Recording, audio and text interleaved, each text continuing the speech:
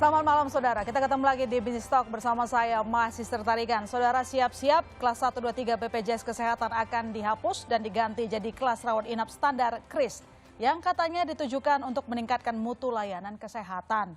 Lalu bagaimana implementasi dan apakah akan ada kenaikan iuran? Kita akan bahas malam ini dan berikut kita dengarkan dulu pernyataan dari Wakil Menteri Kesehatan Dante Saxono yang sudah kami rekam sebelumnya. Oke, Pak Dante, ini ketika kita akan mengimplementasikan KRIS yang dari tadinya berkelas gitu ya untuk peserta BPJS, sekarang mau kita gabungin, kita leburin begitu. Tapi masih banyak masyarakat yang bertanya-tanya, KRIS itu apa sih? Lalu kemudian kalau kita implementasikan, apa nanti untungnya kepada peserta BPJS? Jadi saya akan jelaskan dulu apa itu kelas rawat inap standar atau KRIS. Ya. Itu adalah penggabungan yang tadinya kelas 3 itu bisa 6 sampai 10 tempat tidur di satu ruangan. Kemudian kelas 2 itu 4 tempat tidur di satu ruangan. Kelas 1 itu 2 tempat tidur di satu ruangan. Dengan adanya kelas rawat inap standar, maka dilebur satu ruangan, cuman boleh ada 4 tempat tidur dengan 12 persyaratan. Kenapa itu dibuat? Pertama, untuk membuat supaya masyarakat itu lebih nyaman ketika dirawat di fasilitas kesehatan. Yang kedua, aspek kesehatannya adalah mencegah infeksi yang bisa terjadi di rumah sakit apabila terlalu crowded atau terlalu bertumpuk pasien di dalam satu ruangan. Tetapi ini tidak berlaku untuk ICU, untuk NICU, untuk PICU, untuk intensive care nggak berlaku. Yang KRIS ini hanya berlaku untuk ruang rawat biasa. Artinya nanti semua standar disamakan, yang tadinya dia mungkin di pesertaan kelas 3 akan naik kelas gitulah kita sebutnya begitu ya, karena ada penyesuaian fasilitas yang diberikan. Nah, tapi gini Pak, ketika kita mengimplementasikan KRIS itu, sebenarnya tujuan pemerintah itu apa? Kenapa harus 2025? Apakah ini salah satu wujud untuk menyelamatkan keuangan BPJS Kesehatan? Sebenarnya bukan, ini kan sudah ada perencanaannya, sudah ada undang-undangnya sebelumnya. Ditetapkan beberapa waktu yang lalu, tapi butuh persiapan untuk implementasi. Sekarang kita dalam tahap implementasi itu melakukan beberapa rangkaian tahap. Misalnya kita melakukan survei dulu kesiapan rumah sakit. Kita sudah melakukan survei ke 2.531 rumah sakit yang ada di Indonesia. Jadi survei kesiapan itu kemudian kita petakan, oh ternyata 2.531 itu semuanya siap. Kemudian dari yang sudah siap tersebut, kita buat lagi contohnya atau piloting project-nya di 10 rumah sakit yang ada di Indonesia. Terdiri dari rumah sakit punya Kementerian Kesehatan, rumah sakit punya provinsi, punya kabupaten, dan rumah sakit swasta. Dengan pilot project tersebut, kita evaluasi hal-hal teknis apa saja yang harus diperbaiki dalam penerapan KRIS ini. Jadi sebenarnya tidak mendadak 2025, tapi memang ada rangkaian proses yang harus dilalui untuk menerapkan KRIS ini supaya menjadi program yang terintegrasi baik di pelayanan masyarakat. Oke, tapi untuk kesiapan rumah sakit seperti apa Pak Wamen? Karena memang ada uji coba di 10 rumah sakit, dan itu kan rumah sakit vertikal ya, di bawah Kementerian Kesehatan. Nah masalahnya kan kita punya ribuan rumah sakit, dan kemarin di rapat Komisi 9 DPR, ada soal permintaan kenaikan tarif pelayanan kesehatan dalam penyelenggaraan program jaminan sosial, karena sejak 2014 itu nggak naik. Nah ini menjadi sebuah concern rumah sakit juga kan? Ini jawaban pemerintah gimana? Jadi sebenarnya bukan rumah sakit vertikal yang dilakukan uji coba. Rumah sakit vertikal cuma satu loh, di rumah sakit Sarjito. Tetapi rumah sakit provinsi ada satu juga, rumah sakit kabupaten 2, dan 60% rumah sakit swasta. Jadi rumah sakit swasta juga ikut kita evaluasi. Mengenai kenaikan tarif yang dilakukan adalah kenaikan pembayaran BPJS kepada rumah sakit tersebut dan kepada puskesmas, sehingga puskesmas dan rumah sakit mempunyai plafon pembayaran yang lebih tinggi dibandingkan sebelumnya. Memang ini belum dievaluasi sejak beberapa tahun yang lalu dan sudah saatnya untuk diberikan kenaikan kepada fasilitas kesehatan. Tujuannya untuk yang FKTP, untuk yang layanan primer misalnya puskesmas dan rumah sakit berbeda. Yang puskesmas, kenaikan tarif ini ditujukan agar pelaksanaan program-program promotif dan preventif menjadi lebih baik dan punya anggaran. Sedangkan untuk rumah sakit, untuk memperbaiki layanan-layanan yang bersifat teknis di rumah sakit, sehingga rumah sakit bisa bergerak lebih leluasa. Artinya sudah dinaikin Pak dari BPJS ke fasilitas kesehatan? Dengan kenaikan tarif tersebut diharapkan layanan kepada masyarakat menjadi lebih baik. Oke, dan itu sudah terjadi ya Pak? Berarti Pak Dante saya konfirmasi. Sudah kita sudah mengeluarkan surat keputusan nomor 3 tahun 2023 dan tarifnya sudah ada. Oh, sudah dilaksanakan. Berarti artinya ini tidak lagi menjadi isu ya untuk rumah sakit sebagai mitra BPJS. Ya, nggak jadi isu lagi. Ini sudah ditetapkan dan sudah ada tarifnya dan sudah disetujui oleh BPJS. Oke, Pak Dante kembali ke hasil rapat waktu itu, lah kemudian tadi Pak Dante juga mengatakan bahwa 2.000 rumah sakit sebenarnya sudah siap ya untuk mengimplementasikan KRIS. Tapi ini ada suara dari rumah sakit swasta yang juga hitung-hitungan nih Pak Dante. Katanya kalau untuk mengimplementasikan KRIS tersebut, maka mereka butuh biaya investasi. Nah ini respon dari regulator bagaimana? Karena kan berarti ada 1.000-an lagi rumah sakit yang konsen di bagian itu. Kan ada 12 syarat tadi saya sampaikan tuh ya. Syarat yang memang agak susah terpenuhi dari beberapa rumah sakit adalah membangun rumah. Salah satu syaratnya itu berbunyi membangun tempat kamar mandi di dalam ruangan. Kemudian membuat sentralisasi oksigen. Oksigennya sentral. Itu menjadi agak berat di beberapa rumah sakit dan membuat tempat tidur menjadi bisa digunakan untuk mereka yang disabilitas. 3 persyaratan itu kita kendorkan sehingga menjadi 9 persyaratan. Sebenarnya kalau 9 persyaratan hanya mengurangi tempat tidur, jarak tempat tidur satu sama lain hanya 1,5, ada tirai, kemudian bahan untuk bangun rumah sakit porosnya bagus dan sebagainya, itu tidak butuh investasi terlalu besar. Dan ternyata 2.531 rumah sakit sudah siap tanpa investasi apa-apa. Artinya dan satu lagi yang penting, gimana? Dan yang penting adalah bahwa ternyata dari evaluasi yang kita lakukan di 10 rumah sakit tersebut, ini tidak berdampak pada penurunan bed occupation ratio atau jumlah bornya tempat tidur yang terisi. 1. Akses layanan juga tidak terganggu. Dan yang penting lagi adalah bahwa rumah sakit swasta tersebut pendapatannya tidak berkurang. Dari tadinya 6 tempat tidur 1 ruangan menjadi 4 tidur 1 ruangan. Karena toh bornya mereka juga tidak 100%. Nah Pak, itu berarti untuk rumah sakit, kalau saya simpulkan percakapan ini bahwa sebenarnya tidak ada isu untuk mengimplementasikan KRIS begitu. Cuman bagaimana dengan iuran Pak Dante? Saya rasa memang pemerintah sudah mengatakan bahwa di waktu dekat ini, apalagi implementasi di uji coba, tidak ada kenaikan iuran. Tapi kembali bahwa tadi kan disebutkan fasilitasnya kan bertambah nih, dinaikin. Yang tadi mungkin tidak mendapatkan, ya kalau sistem kelas ya beda ya pelayanannya sama kalau di KRIS seperti ini. Apakah nanti ada rencana kenaikan iuran di masa depan, kira-kira berapa persen Pak Dante? Sampai saat ini belum ada pembicaraan untuk menaikkan iuran dengan perbaikan mutu kualitas pelayanan ini. Jadi masyarakat tidak perlu khawatir tentang kenaikan iuran. Tetapi terus akan kita evaluasi apabila ternyata memang pelayanan yang meningkat, jumlah pasien yang dirawat meningkat, kemudian pembiayaan kesehatan meningkat, mungkin kenaikan iuran itu akan ada. Tetapi belum menjadi pembicaraan pada saat ini. Belum jadi pembicaraan tetapi akan dibicarakan. Gimana? Belum akan dibicarakan juga. Belum akan dibicarakan. Tetapi ada potensi ke sana Pak Dante? Ya tentu saja dimanapun kalau misalnya harga obat naik, kemudian harga alat kesehatan naik, tentu biaya tarif iuran juga akan disesuaikan. Tapi itu semua sangat variatif sekali dan akan tetap menjadi keperpihakan kita kepada masyarakat supaya masyarakat tidak terbebani kalaupun ada peningkatan iuran pembayaran BPJS. Ya, kita tunggu kesuksesan implementasi dari KRIS, Pak Dante Saxono Harbowono, Wakil Menteri Kesehatan. Terima kasih atas waktunya malam hari ini. Selamat malam Pak Dante. Malam. Ya, lalu benarkah sistem penghapusan kelas ini dapat meningkatkan layanan kesehatan dan seberapa siap rumah sakit? Jangan kemana-mana saudara, kami akan lanjutkan diskusi malam ini.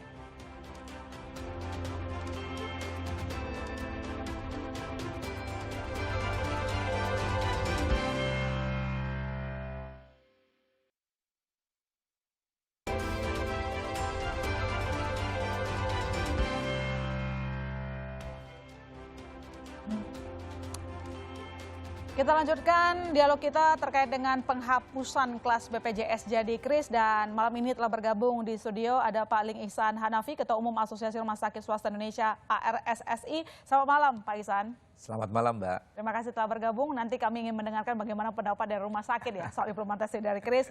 Dan telah bergabung juga dari Zoom ada Pak Rahmat Handoyo, anggota Komisi 9 DPR RI. Selamat malam Pak Handoyo. Selamat malam Melona, salam sehat Ibu Bapak. Salam sehat juga buat Pak Handoyo. Dan telah bergabung juga bersama kita Koordinator Advokasi BPJS Watch, Timbul Siregar. Selamat malam Pak Timbul. Selamat malam Mbak, selamat malam Pak Handoyo, selamat malam Pak Ing. Selamat malam Pak Timbul, Pak Handoyo. Malam. Ya, ini malam ini komplit ya. Tadi regulator sudah memberikan pernyataan dan jawaban terkait dengan implementasi KRIS. Tetapi saya tanya dulu nih ke Pak Ihsan. Tadi di hasil wawancara itu disampaikan bahwa ya KRIS itu kan sebenarnya sudah lama direncanakan, tetapi baru kita akan implementasikan. Saya juga sempat tanya, apakah rumah sakit itu sudah siap? Nah, jawaban dari Pak Wamen tadi mengatakan ya sudah siap dong, katanya begitu. Lebih dari 2.000 rumah sakit. Saya mau cek faktanya ke Pak Ihsan. Siap tidak untuk mengimplementasikan KRIS? Iya. Pada dasarnya kami tentunya di rumah sakit itu akan mengikuti regulasi apapun yang sudah ditetapkan oleh Kementerian Kesehatan ya. Mengenai KRIS ini kan sebetulnya tadinya rencana implementasinya adalah di tahun 2022. Ya. Ya karena mungkin karena ada masalah COVID jadi memang ini mundur ya. Pada saat di 2022 akhir memang saat itu kita pertemuan juga dengan Kementerian Kesehatan, dengan DPR gitu ya. Memang akan dilakukan secara bertahap dan saat itu katanya mau diimplementasikannya tahun 2023 akhir. Itu udah selesai semua. Dan beberapa hari ini kami mendapat kabar bahwa nanti implementasinya adalah di 2025 gitu loh. Nah ini sebetulnya bagi kami di rumah sakit swasta itu sebetulnya agak deg-degan juga. Sebetulnya mau di mana sih, mau kapan sih sebetulnya mau diimplementasikannya.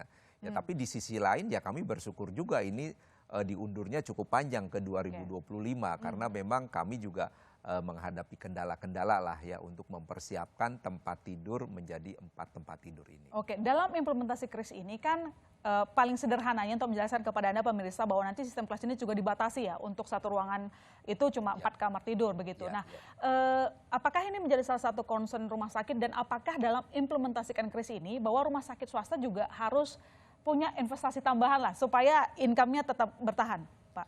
Sebetulnya kami juga pengen melihat urgensinya gitu ya. Jadi menurut Anda urgent nggak? Urgennya apa sih begitu ya sampai kelas rawat inap standar ini karena menurut hemat kami di saat sekarang kondisi pelayanan sudah cukup bagus, pembiayaan juga sudah mengikuti di situ. Lebih baik menurut saya sih fokus aja sekarang bagaimana kita sama-sama meningkatkan mutu layanan. Akses pasien terhadap rumah sakit juga lebih mudah. Mutu layanan di rumah sakit juga bagus gitu. Yang kita harapkan tuh itu sebetulnya. Kami juga belum tahu sebetulnya hasil dari uji coba yang sudah dilakukan oleh pemerintah katanya. Menurut informasi kan sudah 10 rumah sakit yang diimplementasikan. Tapi saat implementasi itu bagaimana gitu ya? Bagaimananya tuh apakah pasien yang biasa di kelas 1, 2 tempat tidur terus saat dicoba menjadi 4 tempat tidur tuh respon mereka seperti apa? Ya. Terus harganya di harga berapa saat diuji coba di kelas standar gitu loh. Nah itu kita nggak tahu gitu loh, di harganya harga berapa gitu loh.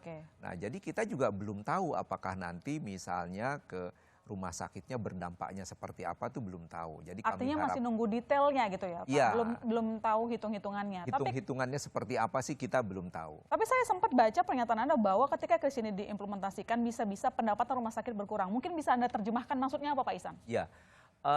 Menurut saya gini, begitu 4 tempat tidur ini diimplementasikan, tentunya ada beberapa rumah sakit itu kapasitas tempat tidurnya itu akan berkurang.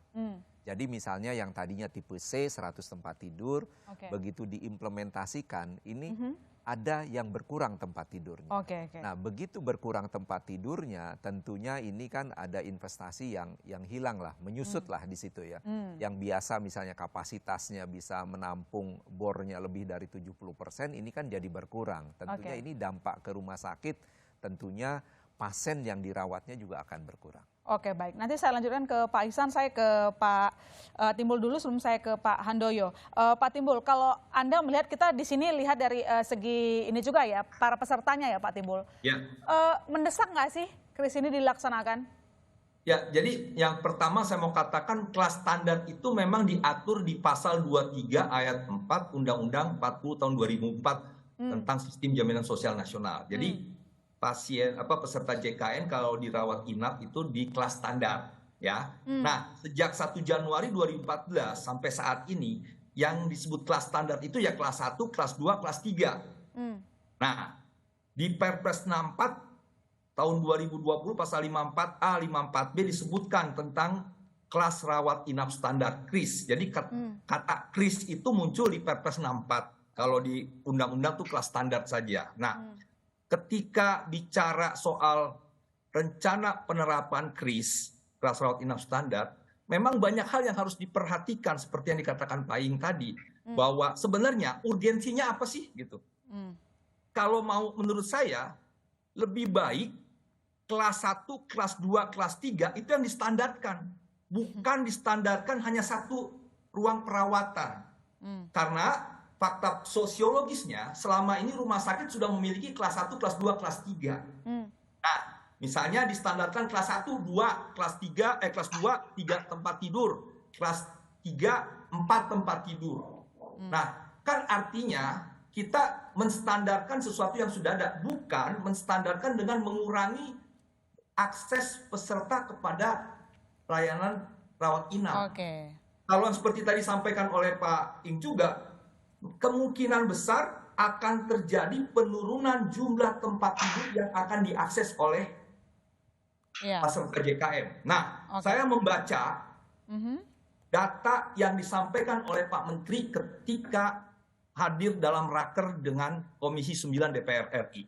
Dari 10 rumah sakit yang menjadi uji coba ya ada 10, rumah sakit Sarjito.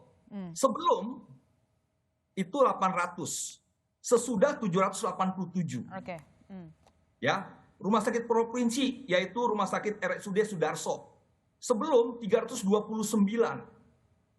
Yang kalau ada sekarang 209. Artinya turun juga.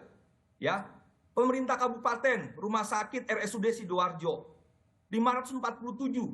Sesudah itu 499. Demikian juga rumah sakit Sultan Syarif Al-Qadri 150 145, yang swasta 401 menjadi 367, 500. Nah, artinya turun.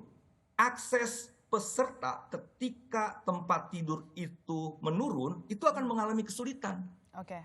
Karena biar bagaimanapun juga ya, kita baca di PP 47 tahun 2021.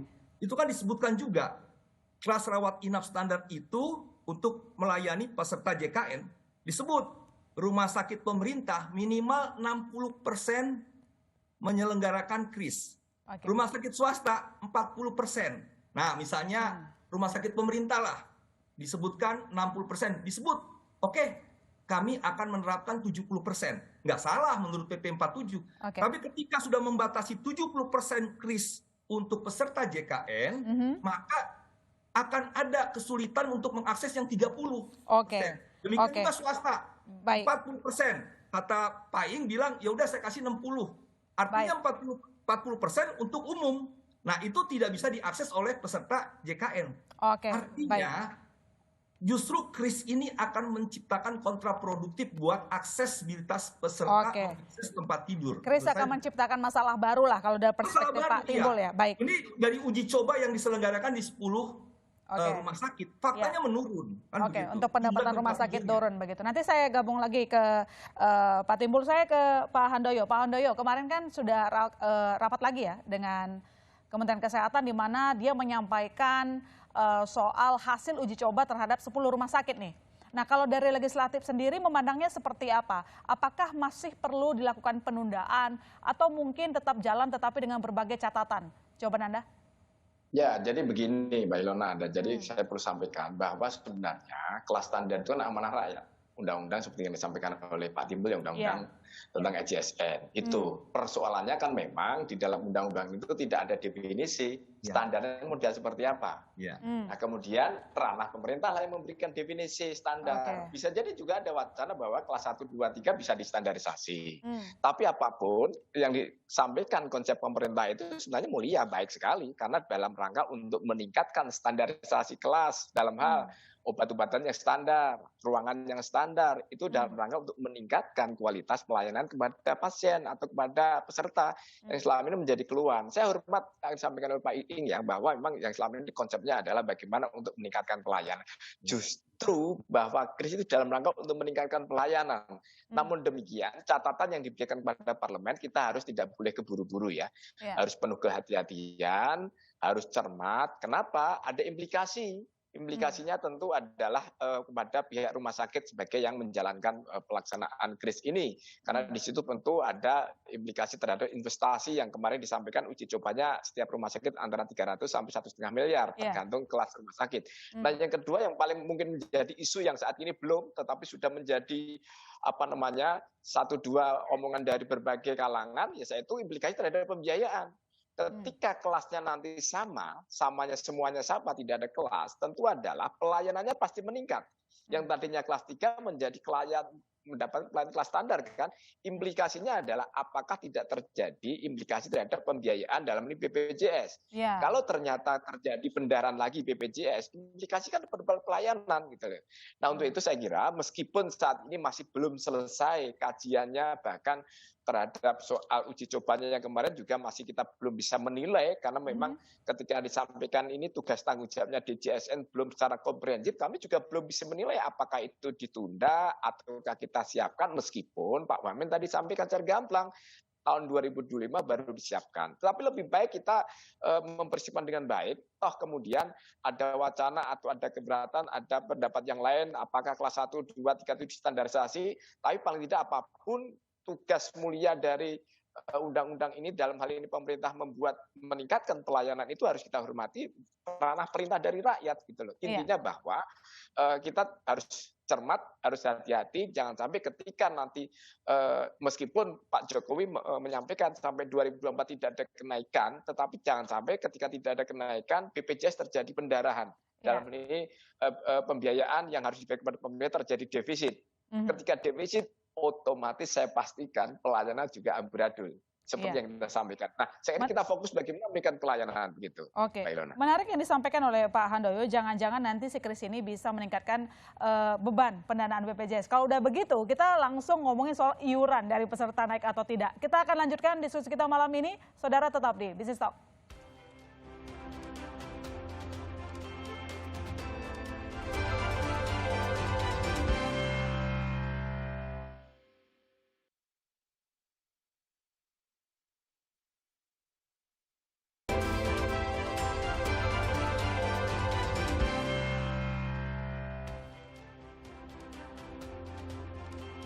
Kita lanjutkan diskusi malam ini, dan di segmen ini telah bergabung bersama kita Direktur Utama BPJS Kesehatan, Prof. Ali Gufron Mukti. Selamat malam, Prof. Selamat malam, Mbak Ilona. Siap. Tadi kami ramai sudah bahas, punya pandangannya masing-masing. Tapi saya ke BPJS Kesehatannya dulu nih. Kira-kira kalau misalnya penghapusan sistem kelas dilakukan, kita bergeser ke KRIS, meski katanya ini bertahap ya, 2025 baru terlaksana begitu, efeknya apa ke keuangan BPJS Kesehatan? Atau mungkin ada catatan? Iya, kan mesti harus jelas dulu bagaimana pembayarannya dan lain sebagainya. Tapi dulu juga pernah saya sampaikan di sini ya, kalau nggak salah tahun 2021 atau 2022, bahwa Presiden itu sudah menyampaikan jangan naik iuran di tahun 2024 gitu.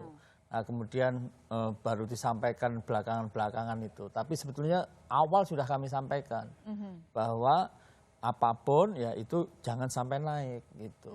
Apapun jangan sampai naik. Tapi kami tadi tahun 2024 ya. Kalau 2024. Cuman gini Pak, sederhananya kan sistem KRIS ini membatasi satu ruangan dengan kamar, misalnya 4 kamar tidur. Meski tadi kita ini sepakat semua bahwa untuk detailnya belum ada di tangan itu ya, Pak Ihsan dan juga Pak Handoyo tadi sampaikan begitu. Kalau misalnya kita berkaca ke yang 4 kamar tidur aja gitu ya. Kalau iurannya tidak dinaikkan, kemudian apakah itu tidak menambah beban untuk BPJS Kesehatan? Kalau BPJS itu tentu secara aktuaris ya nanti terbebani ya, tetapi bagaimanapun pihak manajemen kan ada berbagai macam mitigasi risiko. Ada first defense, mekanisme, ada second line of defense dan third line of defense segala macam. Tetapi kalau saya balik tanya sebetulnya tujuannya apa sih kok rame-rame untuk kelas-kelas standar? Karena di dunia ini saya belum pernah lihat ada sebuah negara diskusi tentang bed ya. Bednya berapa, dan kalau kami survei di BPJS itu belum pernah ditanyakan pasien, wah saya susah Pak, bednya berapa gitu. Yang dia tanyakan biasanya apakah dapat akses, apakah bisa dapat kelas rawat, atau bisa dirawat apa tidak, seperti itu. Obatnya ada enggak, dokternya ada enggak, seperti itu. Saya enggak tahu ini kenapa begitu ada kayak urgensi gitu yang harus yang segera gitu. Dulu udah kami sampaikan. Jadi yang lebih urgent itu kalau kita mau semua itu melayani yang hampir sama atau sama adalah clinical guidelines. Jadi bagaimana pedoman tata kelola klinis dari seorang dokter, tamatan UGM, UI, UNER ataupun UNPAD atau yang lain. Nah itu relatif sama melayani pasien, itu yang lebih esensial. Jadi jangan sampai diskusi berdarah-darah tadi ya, saya lihat, tapi belum yang esensial. Yang esensial jadi nggak dibicarain, gimana? Ya. Oke, tapi memang dari Prof sendiri menganggap BPJS Kesehatan ini ya memang tidak ada keterdesakannya sama sekali ya? Yang jelas BPJS itu semakin baik. Sudah coba aja, memang belum semuanya baik ya, masih belum sempurna, belum ini, tapi kemajuannya dan ini sudah luar biasa, coba bisa ditanya, begitu. Oke baik, terima kasih Prof. Saya ke Pak Ihsan dulu kalau begitu. Pak Ihsan, saya nyambung dulu deh sebelum saya ngomongin soal investasi dan kawan-kawan yang disampaikan tadi Prof. Selama ini konsistensi ataupun komitmen rumah sakit melayani para peserta BPJS Kesehatan seperti apa? Karena saya buka-bukaan aja ya Pak, karena banyak juga pengaduan-pengaduan misalnya susah akses kamar tidur atau mungkin harus ngantri lama. 2022 sempat ada tweet yang ramai sekali diperbincangkan. Gimana jawaban Pak Ihsan? Ya, tentunya kami di rumah sakit terus berupaya meningkatkan mutu ya.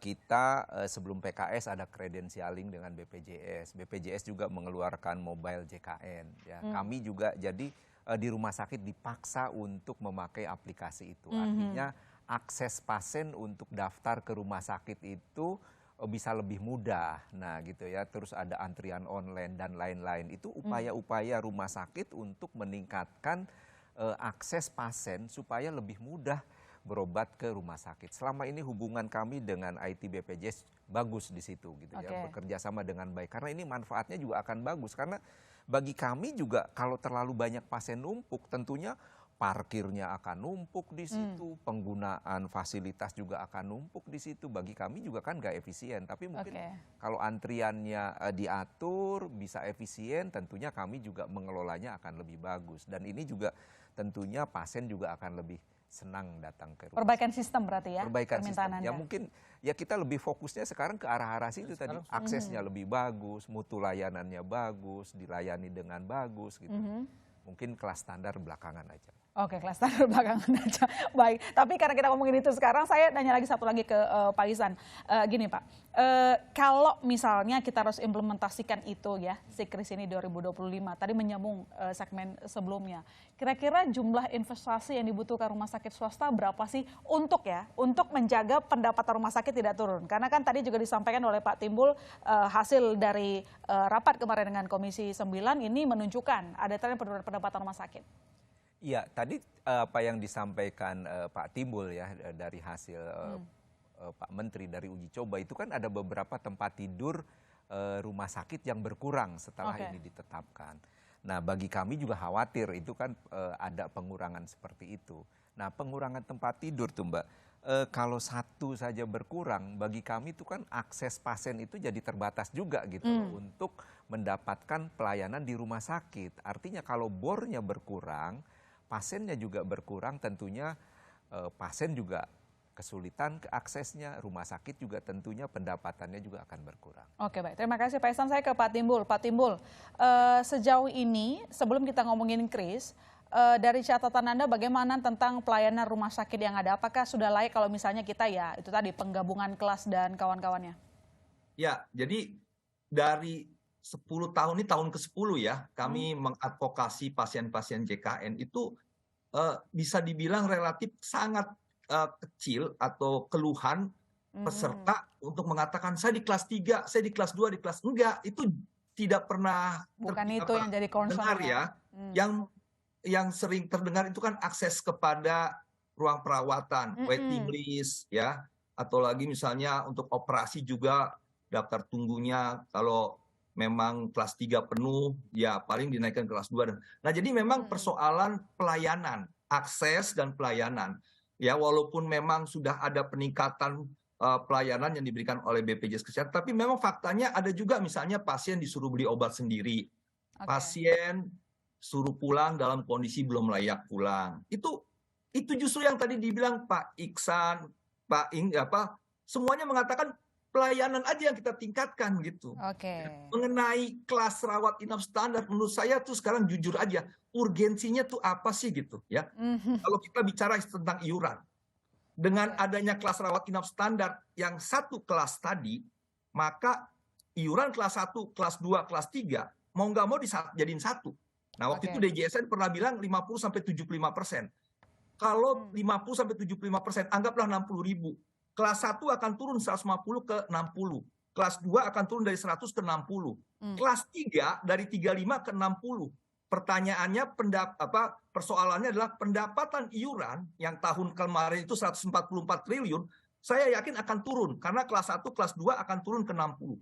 Nah, yang menjadi persoalan lebih besar lagi adalah kelas 3 yang memang mayoritas di peserta mandiri itu akan mengalami kesulitan untuk mengakses ke 60.000. Sekarang saja dari kelas mandiri itu 16 jutaan itu sudah nonaktif.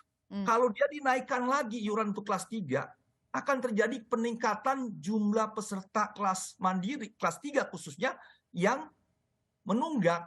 Kalau dia menunggak kan artinya tidak dilayani JKN. Artinya semakin banyak masyarakat kita yang termarginalkan dari manfaat JKN yang menurut saya sudah sangat banyak memberikan manfaat kepada rakyat. Nah, ini kan persoalan terkait dengan iuran.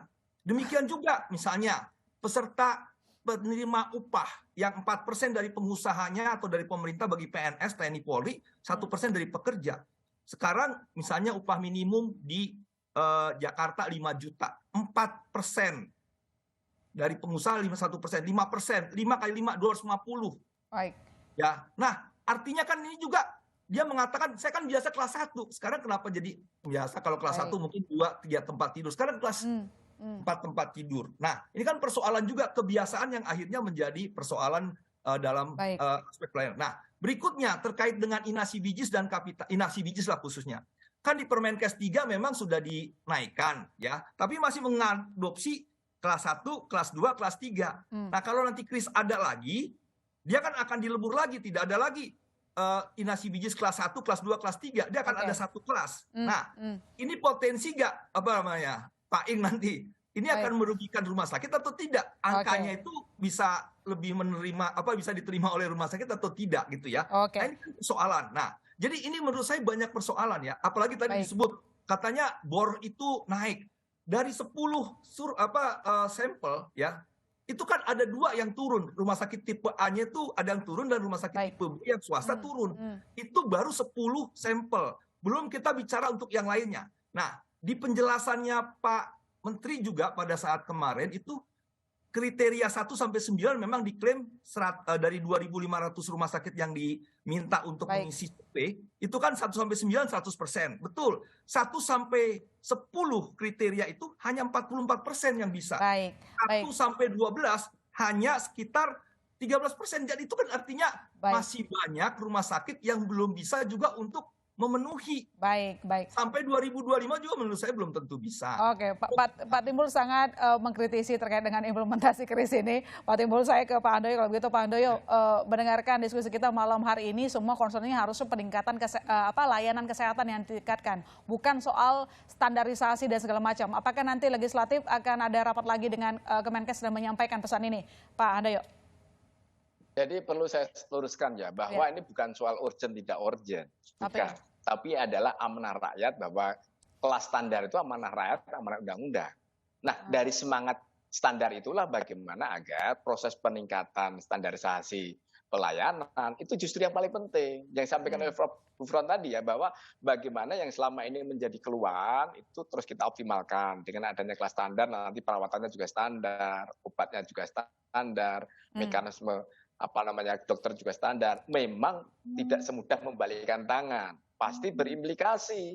Salah satunya adalah kekhawatiran, loh yang tadinya 6 tempat tidur menjadi 4. Implikasinya pasti kan selama ini ada beberapa keluhan bahwa ketika kita mau rumah sakit penuh, yang tadinya kelas kelas 3 ya, kemudian jadi 3-4 bed, itu pasti implikasinya ada kan. Meskipun di dalam hasil kemarin disampaikan tidak terlalu berimplikasi terhadap keterisian rumah sakit.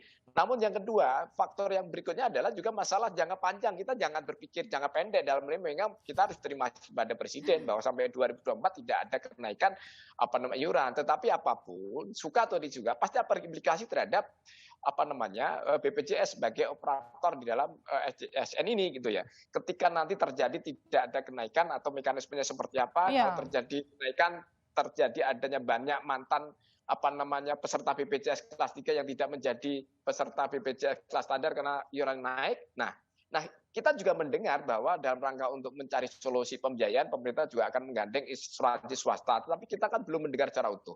Tentu masukan dari Pak Timbul, kemudian Pak Iing akan kita gunakan secara komprehensif, akan kita jadikan diskusi dengan DJSN ya selaku pihak yang paling bertanggung jawab untuk mendesain, kemudian meneliti terhadap mekanisme apa yang paling baik, apa yang paling aman. Jangan sampai ketika menyelesaikan masalah meningkatkan kualitas tapi memunculkan masalah berikutnya. Salah satunya adalah BPJS terjadi pendarahan pembiayaan sehingga peningkatan kualitas juga menurun. Itu karena kan sudah ada juga kan permintaan Presiden nggak boleh naik. Apapun yang saya pesankan kepada Iing dan teman-teman, ayolah kita tingkatkan kualitas. Justru lebih baik kita berlomba-lomba peningkatan kualitas. Kalau soal kris apapun nanti kita terima saja, kan itu adalah perintah rakyat. Biarlah ICSN dan pemerintah untuk mendesain, kemudian ketika apapun yang terbaik pasti akan kita berikan kepada masyarakat. Intinya adalah bagaimana upaya untuk meningkatkan kualitas pelayanan kepada pasien, dan jadikanlah bahwa rakyat menjadi tuan rumah di negeri sendiri dalam hal ini mendapatkan perawatan dan pembiayaan maupun pelayanan dari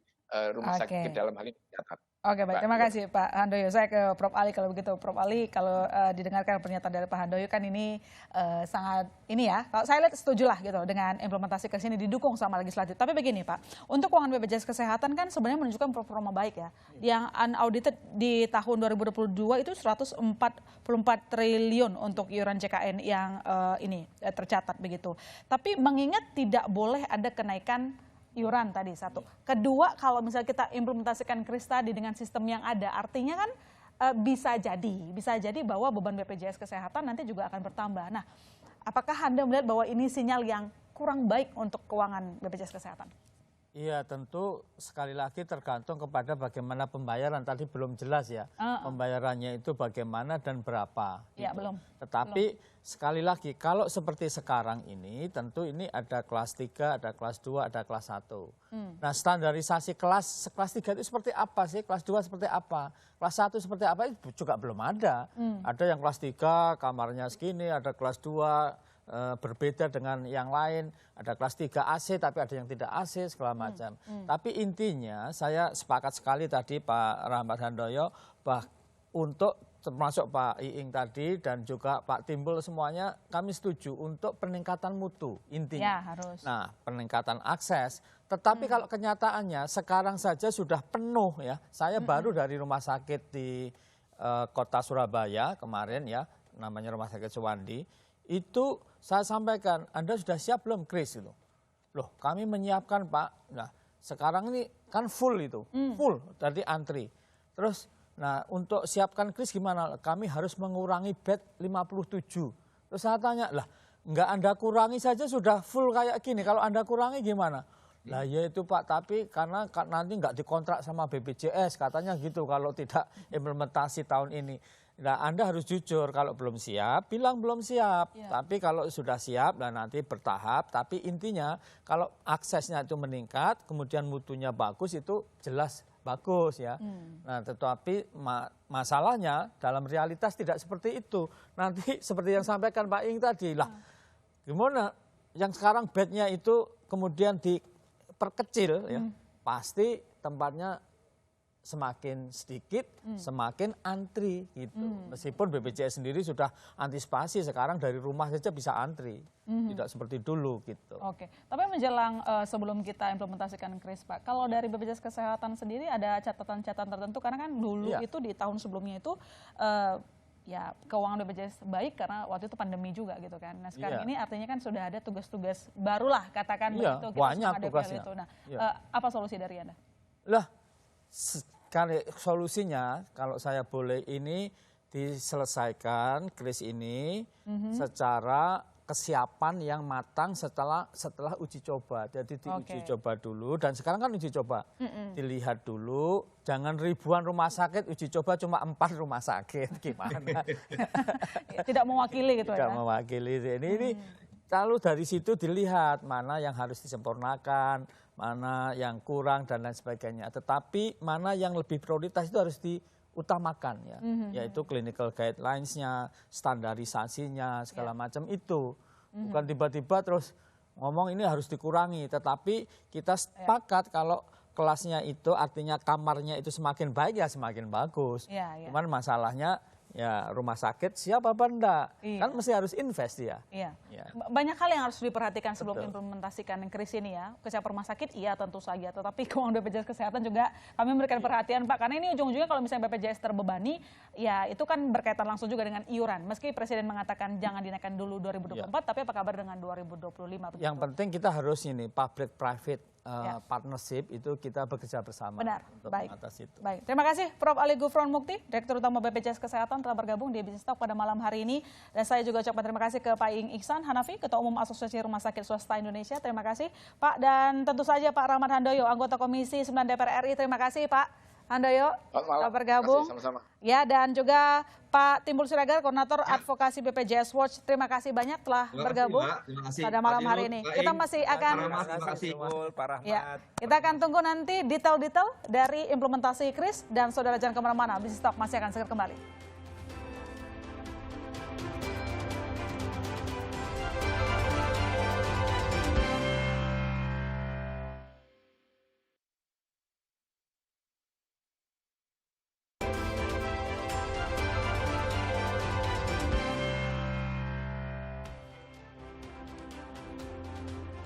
Segmen terakhir sudah bergabung bersama kita Mbak Titis Nurdiana, wartawan Sumber Kontan. Mbak Titis, selamat malam. Kita sudah dengar tadi ramai dan bisa disimpulkan bahwa semua masih menunggu detailnya sebenarnya kayak apa. Tapi kemudian kalau kita lihat tadi kalau DPR mengatakan kan itu sesuai amanat gitu ya untuk meningkatkan kualitas.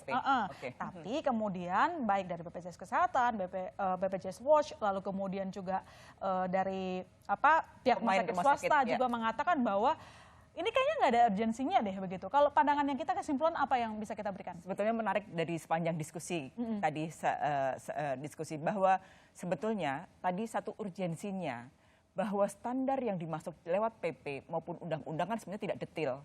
Tugasnya pemerintah yang harus mendetilkan. Standar yang mana? Apakah standar kelas 3-nya, kelas 2-nya, kelas 1-nya? Ini sebetulnya urgensinya di situ. Bahwa menjadikan standar kelas 1, 2, dan 3 tujuannya banyak sebetulnya. Ketika nanti standar, jadi tidak mengubah yang namanya profil atau bornya dari rumah sakit. Karena implikasi dari kris sendiri itu kan memang bednya akan menyusut. Terus yang kedua bahwa betul pemerintah sudah mengadakan survei, mengadakan uji coba baik itu Kementerian Kesehatan maupun DJSN. DJSN 4 rumah sakit dan Kementerian Kesehatan 10 rumah sakit untuk 2.000 lebih rumah sakit. Tentu saja keterwakilannya belum. Yang juga menjadi perhatian redaksi adalah apakah survei itu mensurvei layanan yang diterima yang dulunya kelas 1 harus turun ke kelas yang sama. Di situ tuh macam-macam. Kebayang nggak sih gitu? Kebayang nggak sih seorang kolonel harus disamakan kelasnya dengan kopral misalnya? Baik itu layanan semuanya, sementara yang kopral ini nggak mau. Istilah layanannya bagus naik karena kan yang sebenarnya tujuannya adalah mendongkrak layanan supaya lebih baik. Nah, ketika dia naik tapi yang namanya iuran tidak naik, maka bebannya nanti ke BPJS. Pembayaran ke sama. Bagaimana dengan yang si kolonel ini? Ibaratnya seperti itu. Kolonel ini yang awalnya kelas 1, kemudian dikelaskan standar. Menjadi yang kalau 4 rumah sakit itu kan standarnya kelas 2 rumah sakit. Kelas 2 itu kan 4 sampai 6. Nah, dari kelas 1 turun ke kelas ini, apakah tidak protes? Nah, survei itu harus menjawab. Uji coba itu harus menjawab, Kementerian Kesehatan harus bisa menjawab apakah survei itu sudah atau uji coba itu sudah melibatkan rumah sakit. Nah itu tantangan. Dan kita punya waktu sampai 2025, jika memang diundur sampai awal tahun 2025, mana yang harus distandarkan? Urgensinya menjadikan standar 1, 2, dan 3, kemudian daya tampung, yang namanya BPJS itu kan sebenarnya solusi untuk kesehatan seluruh masyarakat Indonesia. Nah kalau itu distandarkan, daya tampung tidak jadi masalah. Tapi kalau bednya dikurangi, maka antrean akan menjadi masalah dan ini akan bisa menimbulkan protes. Itu sebetulnya. Dan yang kedua, soal kesehatan keuangan BPJS, jika standarnya semua sama. Kita semua setuju layanan menjadi harus lebih baik. Tapi kita harus memikirkan bagaimana pebisnis, bagaimana BPJS, bagaimana anggaran untuk PBI ini harus dinaikkan sesuai dengan standar yang memang ditentukan oleh pemerintah. Nah, DJSN lah yang harus segera memutuskan standar yang mana yang harus dimaksud, itu sebetulnya. Ya, semua sebenarnya nunggu yang itu, Mbak Titis, nggak cuma media, tapi pelakunya juga demikian. Kita tunggu nanti keputusan bijaknya. Dan saudara, dengan demikian saya menutup di Stok malam hari ini. Saya masih Tarigan, sampai jumpa Selasa depan.